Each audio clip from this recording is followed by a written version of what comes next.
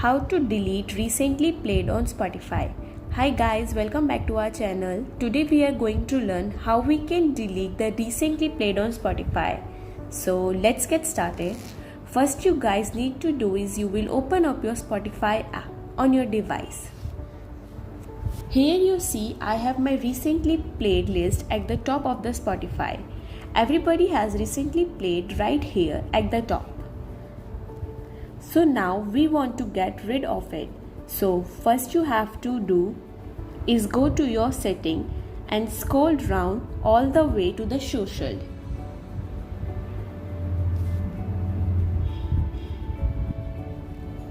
Here we have two options that will hide your recently played.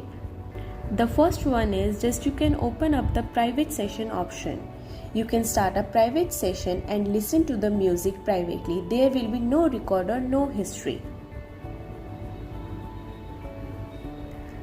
The second option that you guys have is just go to the setting and you can just simply log out from this. This will also get rid of your recently played.